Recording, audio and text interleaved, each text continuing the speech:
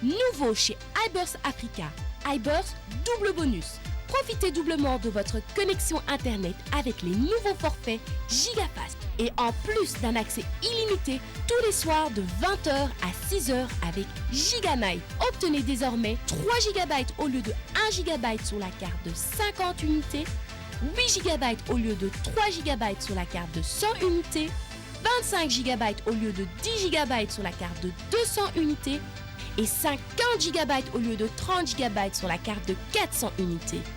Avec iBurst double bonus, doublez votre plaisir. Rendez-vous dès maintenant auprès de l'un de nos distributeurs. iBurst Africa, Internet sérieux.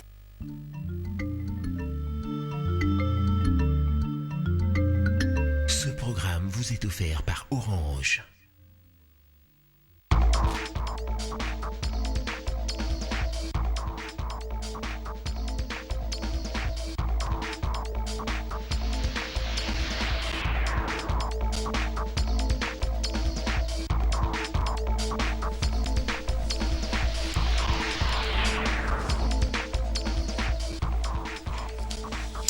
Bienvenue à tous, mesdames et messieurs. Voici d'abord les principaux titres.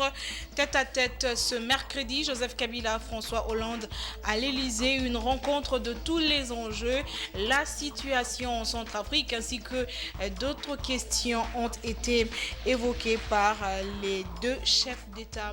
Tourner la page de la guerre et transformer les armes en nous pour promouvoir la production agricole. C'est le message de Martin Kobler, chef de la MONUSCO, ce mercredi à Goma lors de l'ouverture de la 7e session du comité d'appui technique de l'accord cadre de paix d'Addis Abeba dans la région de Grand Lac. À l'Assemblée nationale, le vice-premier ministre, ministre du budget, répondait à la question orale avec débat du député national Clément Kankou à Boukassa sur les difficultés que connaît le processus de bancarisation de la paie des agents et fonctionnaires de l'État en République démocratique du Congo. Mesdames et messieurs, bienvenue à tous et à chacun. Bonsoir et merci de nous avoir choisis pour vous informer. Le président de la République, Joseph Kabila, a rencontré ce mercredi à Paris son homologue français, François Hollande, pour une réunion consacrée à la crise en Centrafrique. L'enjeu pour Paris est d'encourager la RDC à maintenir ses hommes en Centrafrique, un pays où la France et la RDC sont particulièrement impliqués avec 880 militaires et 150 policiers. La RDC est sans conteste l'un des contributeurs importants à la MISCA, la mission internationale de soutien à la Centrafrique, mais ce déploiement en décembre ne s'est fait pas sans remous, alors que la République démocratique du Congo se bat contre une quarantaine de groupes armés dans l'est du pays et que sa propre situation sécuritaire est toujours fragile. Une partie de la société civile congolaise avait jugé cette intervention non prioritaire. 5 mois plus tard, le bilan de la République démocratique du Congo est plutôt positif, même si 2 Congolais ont été tués en Centrafrique. La France comme le commandement de l'Union africaine ont salué le professionnalisme du contingent congolais. Ouverture de la 7e session du comité d'appui technique de l'accord cadre de paix d'Addis Abeba ce mercredi 21 mai à Goma. Le chef de la MONUSCO, Martin Kobler, a appelé le peuple congolais à tourner la page de la guerre et à transformer les armes en nous pour promouvoir la production agricole. Il a aussi souhaité privilégier le dialogue, l'échange économique et culturel entre les peuples de la région des Grands Lacs. Au cours de cette réunion qui se tient jusqu'à vendredi, le comité d'appui technique à l'accord cadre d'Addis Abeba va notamment examiner les progrès accomplis dans la mise en œuvre du plan d'action régional de cet accord signé il y a une année par 11 pays africains dans la capitale de l'Éthiopie pour restaurer la paix dans la région des Grands Lacs. Le ministre congolais de l'Intérieur, Richard Muyej Mons, s'est félicité de la tenue de ces assises à Goma, soulignant que les populations congolaises attendent beaucoup de ces travaux. Le comité d'appui technique de l'accord d'Addis Abeba est composé de représentants des pays signataires et des organisations qui les accompagnent. Les Nations Unies, l'Union africaine, la CIRGL et la SADC. Et pour ramener la paix dans l'Est de la République démocratique du Congo, les pays signataires de l'accord cadre d'Addis Abeba se sont notamment engagés à ne pas soutenir les groupes armés actifs dans cette partie de l'Afrique en proie à la paix depuis plus de 2 décennies. À l'Assemblée nationale, contrôle parlementaire, on a parlé de la bancarisation avec la question orale, avec débat du député national Clément Kankou à Bokassa. La question était adressée au vice-premier ministre, ministre du budget. L'élu de Dibaya au Kasaï occidental voulait savoir l'importance à ce jour de la bancarisation alors qu'elle peine à porter des fruits. La suite en images. C'est depuis bientôt 3 ans que la bancarisation des salaires des fonctionnaires est effective en République démocratique du Congo, mais une effectivité à faible pourcentage du fait que de nombreux territoires ne disposent pas d'institutions bancaires. Conséquence, salaires perçus en retard, déjà qu'il faut parcourir des kilomètres pour les fonctionnaires de certains coins du pays. Clément Kankou à Bokassa s'inquiète. Aujourd'hui, ils sont à près de 3 ans en train de tâtonner. Mais on tâtonne sur la vie des gens en mettant en danger des vies humaines. Des gens qui ne peuvent pas recevoir leur salaire à temps, tout simplement parce qu'on est dans un processus qu'on n'a pas maîtrisé d'avance. C'est pourquoi nous avons demandé au vice-premier, pourquoi le gouvernement s'est-il précipité au lieu de réellement maîtriser le circuit, de maîtriser tous les paramètres qui font que la bancarisation se passe dans de bonnes conditions. Aujourd'hui, la bancarisation se fait dans la douleur. Mais nous disons que le processus en soi n'est pas mauvais, la réforme n'est pas mauvaise. Maîtriser les effectifs, c'est une bonne chose, nous le souhaitons tous. Mais est-ce qu'il faut le faire sur le dos des pauvres agents et fonctionnaires de l'État qui déjà reçoivent un salaire modique? Le vice-premier a semblé nous dire qu'il y a un avantage parce que les fonctionnaires ont un compte en banque aujourd'hui. Mais cela peut faire sourire un fonctionnaire. Quelqu'un qui touche 80 000 francs, il laisserait combien sur un compte en banque? Et encore, il a parlé des possibilités d'obtenir des crédits. Quelle est cette banque qui peut donner des crédits à quelqu'un qui a 0 francs sur son compte, dont le compte est toujours au rouge? Il n'y a pas de roses sans épines, estime le vice-premier ministre, ministre du budget. Daniel Mukoko Samba vante, lui, les avantages de la bancarisation.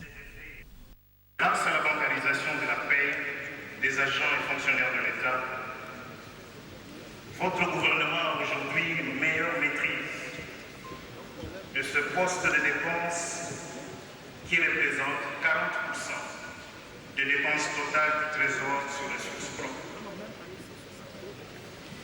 Hier, vous et nous ne savions pas réellement comment se déroulait la paie des agents publics. Nous ne savions pas avec précision qui était effectivement payé, où, combien, quand et par qui. La bancarisation des salaires des fonctionnaires peine à satisfaire tous les bénéficiaires. Le député Michel Lokola en est conscient. L'ancien ministre du budget Sou Mouzito reconnaît quelques failles, mais il indique que des réajustements s'avèrent importants. Je vous propose de l'écouter au micro de Eric Kalambay et de Élisée Mafou. La réforme elle-même qui remonte du gouvernement Mouzito 1, auquel d'abord j'ai pris part, est une réforme très importante. Vous savez que sur 146 territoires que compte la République démocratique du Congo, autour de 80 territoires n'ont pas une seule structure bancaire. Dans ces conditions-là, dans les milieux où il n'y a pas de banque, c'est difficile de parler de la bancarisation des salaires. Parce qu'il y a ce qu'on appelle des erreurs matérielles qui sont tolérables. Je donne un exemple. Vous êtes chef de bureau Lokola Elemba, matricule par exemple 12. Et vous venez avec votre carte de service, c'est écrit Lokola Elembe, matricule 12. On ne vous paye pas. Un autre problème, qui nécessitent des actions d'ajustement. Nous avons des chefs coutumiers, des chefs de groupement qui sont payés. Chez moi, à Kataokombe, sur 99 chefs de groupement, 25 ne touchent pas leur salaire. Pourquoi? Parce que ce sont des gens qui ont succédé à leur père. Alors, le mode opératoire d'accès au pouvoir, tout comme la déchéance au niveau des chefs coutumiers, c'est différent de ce qui est au niveau de la fonction publique. Donc il faut nécessairement une action particulière qui concerne les chefs de groupement parce qu'ils sont là, ils ont des entités, soit qu'on paie les entités parce que les entités ne changent pas de nom, au lieu de payer le nom des gens parce qu'on peut changer les chefs coutumiers quand on veut, ça dépend de la situation au niveau des chefs de groupement. Et tout ça, on comptabilise en aval au niveau du gouvernement, qu'il y a des agents fictifs, qu'il y a des économies qu'on a réalisées. Je crois qu'il faut faire une autre lecture. En province, il faut nécessairement voir les choses de plus près. En milieu urbain où il y a des structures bancaires, donc l'opération, c'est une réussite tout à fait que nous félicitons, donc nous félicitons le gouvernement, mais en province, il y a encore du travail à faire. 2 audiences ce mercredi à l'hôtel du gouvernement.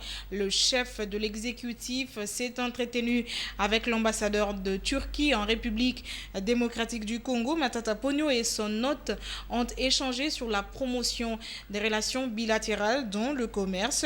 Le Premier ministre s'est également entretenu avec le représentant pays PNUD en République démocratique du Congo. L'entretien a tourné autour de l'organisation du forum économique dont la première étape sera la province du Maniema. Le récit de Hermione Yonvou. Les relations entre la RDC et la Turquie sont au beau fixe. L'ambassadeur de Turquie en RDC l'a déclaré au Premier ministre. Une façon pour lui de parler de la promotion des relations bilatérales entre les deux pays. Dans les dernières années, on assiste à une augmentation, à une amélioration, même la promotion de nos relations bilatérales, y compris tous les secteurs. Par exemple, les transports, le commerce, les investissements, les coopérations portant sur les domaines militaires, sécuritaires, quelque chose. Alors, on a évalué, on a bien discuté de toutes les dimensions de nos relations bilatérales avec son Excellence, Monsieur le Premier ministre. Et ça, c'était une occasion, encore une fois, pour pouvoir se rappeler le malheur qui est survenu en Turquie dans les gisements, qui a coûté la vie de 300 mineurs. Avec les représentants pays PNUD en RDC, les échanges ont tourné autour de l'organisation du forum économique qui se tiendra au mois de juin prochain. Je pense qu'il y a pas mal de choses que nous faisons, mais là nous avons surtout parlé d'une initiative qui est programmée pour éventuellement le mois de juin. On souhaiterait aider les autorités provinciales du Maniema à organiser un forum économique qui va permettre de rassembler autour d'une table différents acteurs qui vont réfléchir ensemble sur ce qui peut être fait pour dynamiser économiquement la province. Déjà, je peux vous assurer que nous avons financé des consultants qui ont travaillé sur les dossiers techniques, les documents techniques de différents secteurs. C'est déjà un apport, je pense, assez appréciable. Et bon, tant que le PNUD sera là-bas, je pense que la coordination des arrangements pour la tenue effective de ce forum, nous serons derrière. Ouverture de la 7e session du comité d'appui de l'accord cadre de paix d'Addis Abeba ce mercredi 21 mai à Goma. Le chef de la MONUSCO, Martin Kobler, a appelé le peuple congolais à tourner la page de la guerre et à transformer les armes en nous pour promouvoir la production agricole. Il a souhaité privilégier le dialogue, l'échange économique et culturel entre les peuples de la région des Grands Lacs. Images et commentaires. Goma accueille la 7e réunion des membres du comité d'appui technique pour le suivi de l'application de l'accord cadre pour la paix, la sécurité et la coopération pour la RDC. Pendant 4 jours, du 20 au 23 mai, les membres du CAT feront une évaluation des progrès accomplis dans ce processus de paix. Mary Robinson, envoyée spéciale de Ben Ki-moon, constate qu'il y a déjà d'énormes progrès. Ce qui est dans l'accord cadre. Alors j'essaie vraiment dans une façon très directe peut-être, mais dans une façon juste, d'essayer d'encourager chaque pays de faire en plus. Ce matin, avec le comité d'appui technique, nous avons parlé du plan d'action des 15 points au niveau régional. On a fait un peu de progrès sur plusieurs points, mais je crois que c'est très nécessaire à faire en plus. Le gouvernement congolais, selon le ministre de l'Intérieur, déploie des efforts pour faire aboutir la paix en RDC. Comme vous savez, la région a été perturbée par des turbulences, par des mouvements de population. Et dans le cas, la RDC a été le théâtre de tous ces désordres. Donc s'il y a une partie qui est pressée de voir les choses revenir rapidement à l'ordre, c'est bel et bien la RDC. Voilà pourquoi le rapport nous a préoccupés au plus haut niveau. Pour ce qui a de la crise entre la RDC et les Congo-Brazza, Kinshasa réagit également aux excès constatés dans le processus de refoulement des Congolais. On a vu nos compatriotes refoulés parce qu'ils n'avaient que les laisser passer, ce qui jusque-là était admis. On a exigé les passeports et les visas, mais tout de suite j'ai donné l'instruction à la DGM de faire autant. C'est ce que nous faisons aussi. Mais c'est une politique que nous n'aimons pas beaucoup. Mais c'est vrai, dans la Bible, il est dit quand vous recevez une gifle à gauche, donnez la joue droite. Mais quand on en reçoit à deux, ça devient difficile d'en recevoir une troisième.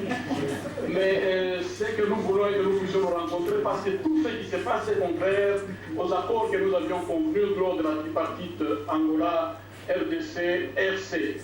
Dossier électoral, la MONUSCO organise pendant 10 jours une semaine pédagogique à Mbandaka à l'intention de la police nationale congolaise. À la majorité présidentielle, c'était une grande réunion organisée hier à l'intention des associations affiliées à la plateforme sous la conduite du secrétaire général Obaminaku Njalanjoko. Il était question d'informer les associations sur différentes notions politiques, économiques, mais aussi sociales, afin de les mettre au diapason de l'information dans l'intérêt du projet de société de Joseph Kabila. Images et commentaires.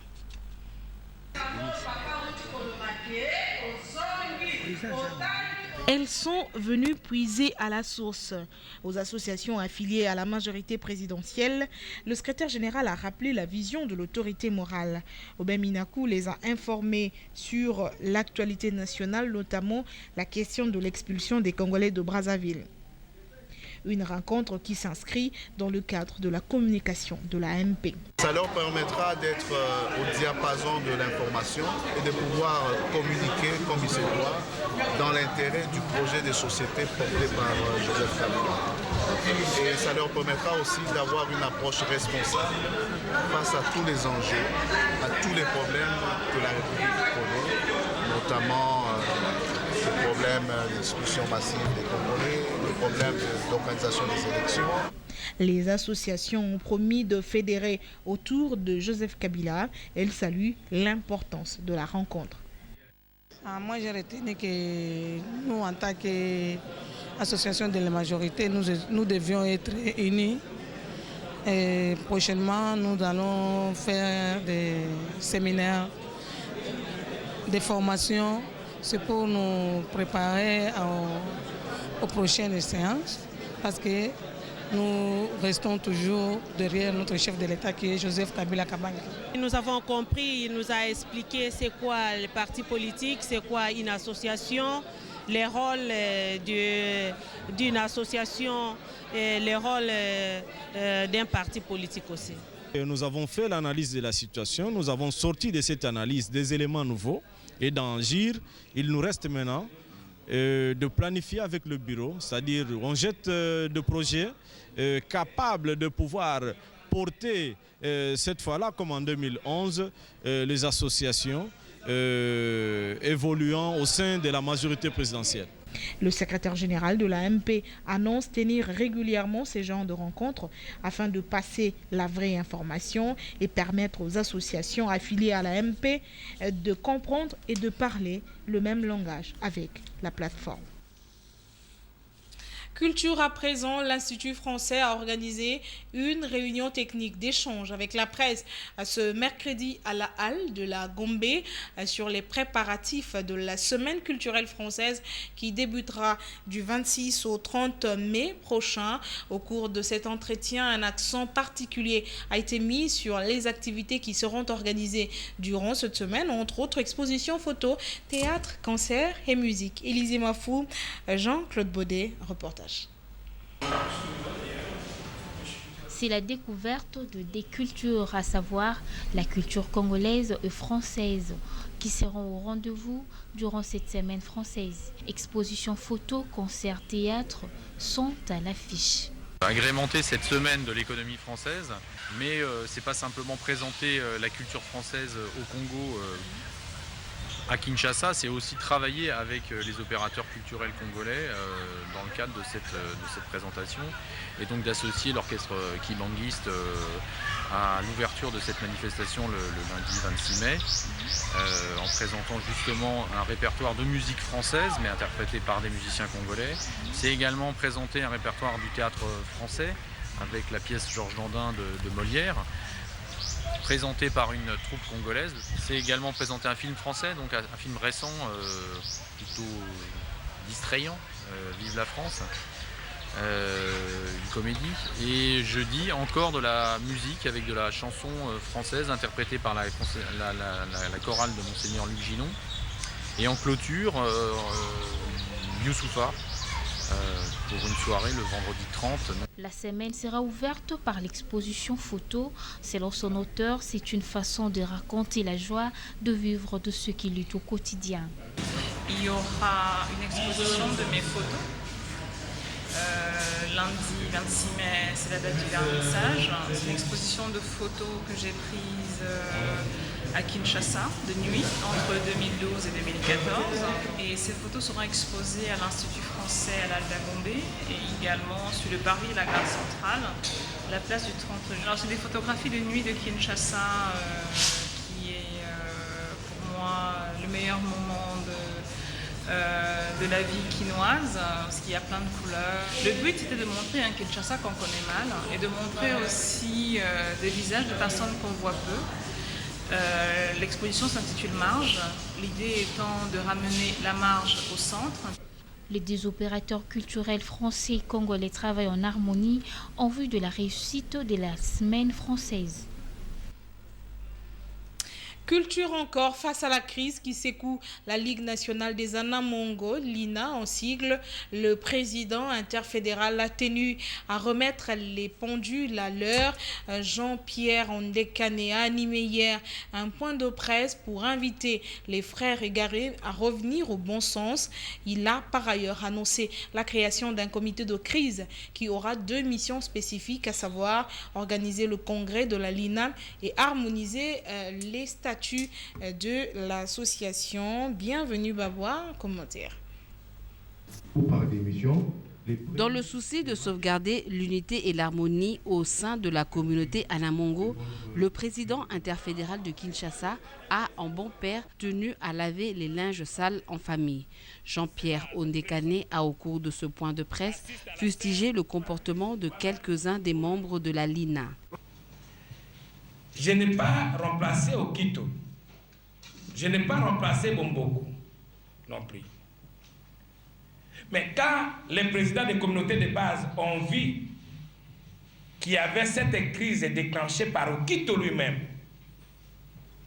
je le dis bien, parce que après la mort d'un patriarche, d'un grand homme comme Bomboko, aujourd'hui nous n'avons pas encore lever le deuil de Bomboko.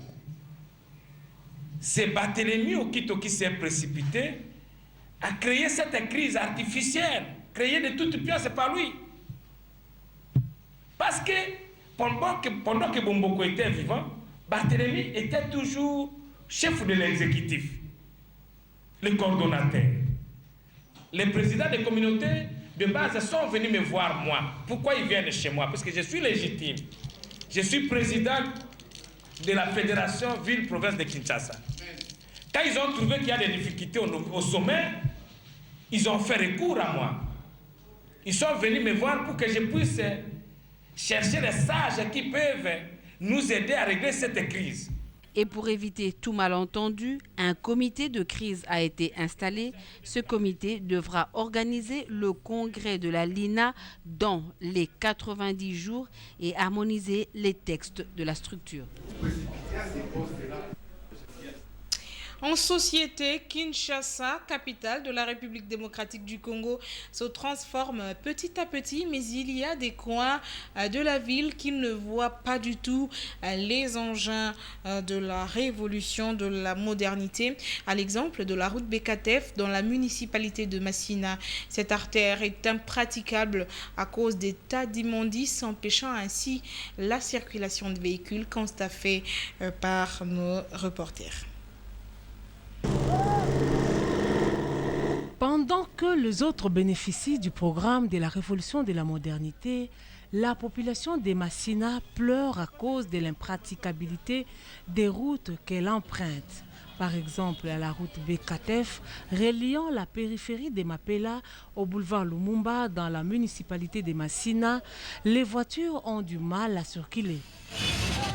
Car des immondices jetés le long de cette grande artère, mélangés avec la boue pendant la saison des pluies, rend la route impraticable. Seuls les taxis-motos s'y aventurent, mais avec difficulté. Il faut arranger cette couloir, vraiment, c'est très sale. En tout cas, ce n'est pas le gouvernement, c'est nous-mêmes. Nous pouvons arranger cette couloir. Nous sommes en train de jeter toujours de l'eau par-ci, par-là. Nous devrons toujours arranger selon l'état de salubrité ou la santé. Puisque nous ne pouvons pas toujours garder ce n'est que pour des problèmes de gouvernement. C'est nous-mêmes, puisqu'on va toujours éviter pour des tas de santé, de malaria, de typhoïde, puisque nous-mêmes nous sommes en train de faire toujours attirer ça. Balabala biso ngoa eza ya kobeba. Toza na posa bo soutenir biso pona balabala ebonga. Na balabala oyo malade tozo za typhoïde, ba malaria kidi toza donc tozo bela bala mikene baza malade mkono bopité eza ya kotonda. Pona nini salité za na balabala.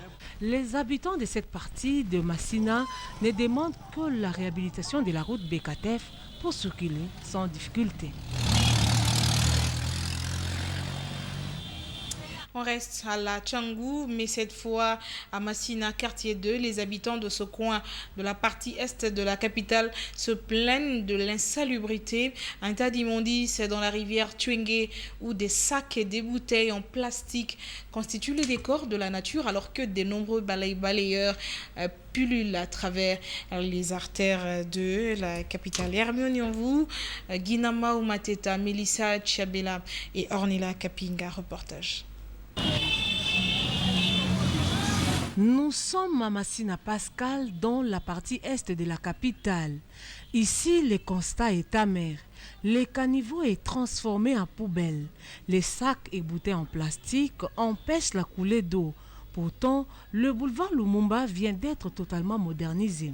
Pour le riverain, c'est par manque d'éducation citoyenne de la salubrité que ce caniveau est décoré en sacs plastiques.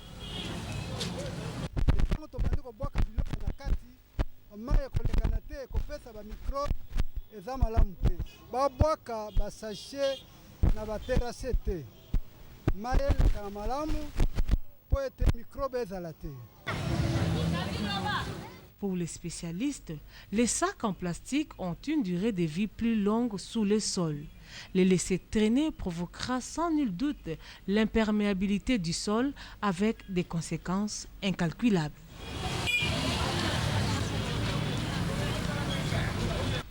En dehors de nos frontières à Kidal, les combats ont repris ce mercredi entre l'armée malienne et les groupes armés. Les militaires ont entrepris la reprise de la ville par l'ouest, le sud et le nord à pied et à l'aide de blindés. Des tirs à l'arme lourde ont été entendus par les habitants qui ont été priés d'évacuer leurs maisons. Des combats se poursuivent à travers la ville. Du côté du ministère de la Défense à Bamako, on indique avoir déclenché une opération de sécurisation des biens et des personnes à Kidal. Sans autre commentaire, le MNLA indique avoir interpellé la communauté internationale pour prendre acte de l'agression de l'armée malienne et demande un cessez-le-feu immédiat dans le souci de protéger les populations civiles de Kidal prises dans un étau de violence. On va maintenant lire la presse. Les journaux parus ce mercredi dans la capitale ont été sélectionnés et commentés par Hermione Yanvou, Mboma, revue de presse.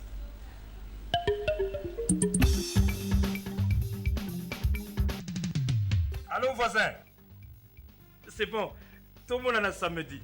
Benga voisin, na sinité la minute, oko benga ba réseau nyonso. Vraiment ya boeza la té. Communiquer change avec Orange, la vie change avec Orange.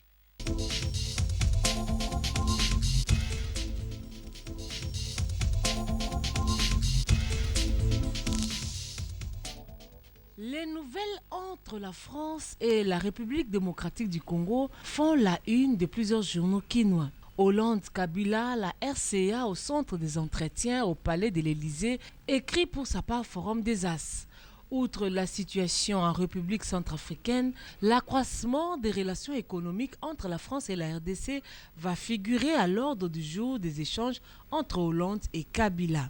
Congo Nouveau s'épanche sur le dossier du pétrole quand on sait que Joseph Kabila se rend à Paris juste après Dos Santos. Et au journal d'ajouter que la question sur le pétrole sera également au centre des entretiens car la France veut jouer à la médiation dans les différends qui opposent la RDC à l'Angola sur le plateau continental. C'est une rencontre de tous les enjeux et tous les dangers, indique pour sa part le baromètre.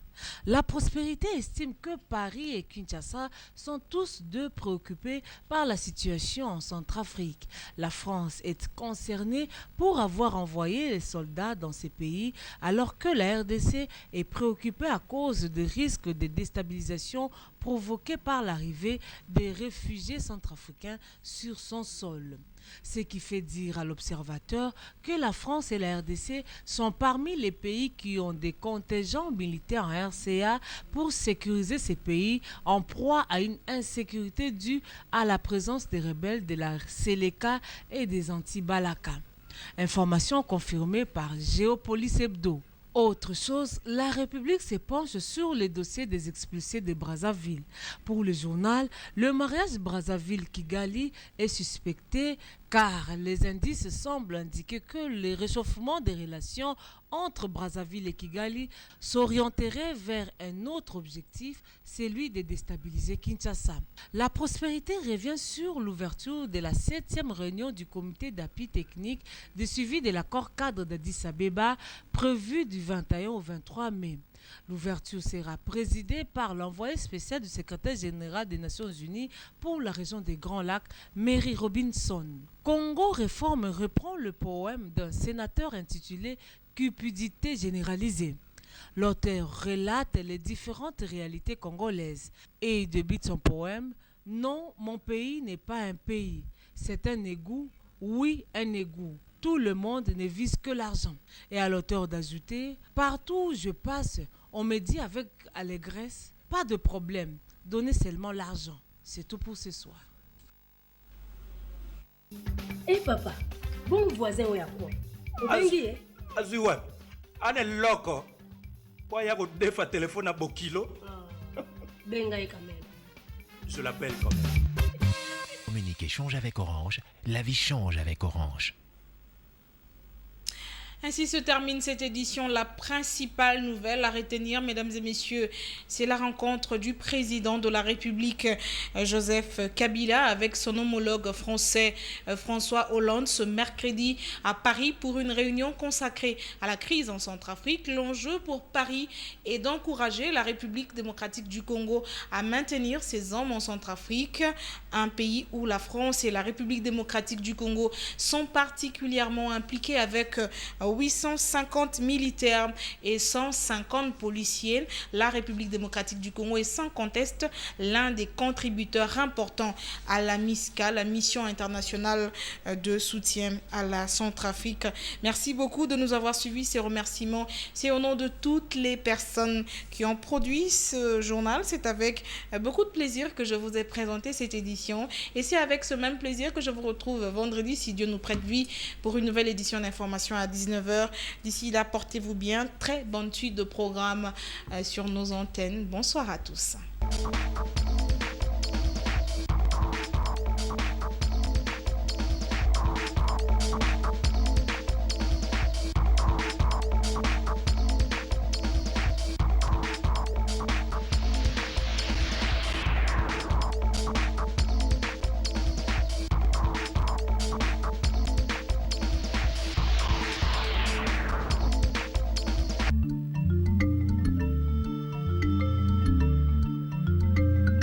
Ce programme vous a été offert par Orange. Nouveau chez iBurst Africa, iBurst double bonus. Profitez doublement de votre connexion Internet avec les nouveaux forfaits GigaFast. Et en plus d'un accès illimité tous les soirs de 20h à 6h avec GigaNight. Obtenez désormais 3 GB au lieu de 1 GB sur la carte de 50 unités, 8 GB au lieu de 3 GB sur la carte de 100 unités, 25 GB au lieu de 10 GB sur la carte de 200 unités et 50 GB au lieu de 30 GB sur la carte de 400 unités. Avec iBurst double bonus, doublez votre plaisir. Rendez-vous dès maintenant auprès de l'un de nos distributeurs. iBurst Africa, Internet sérieux.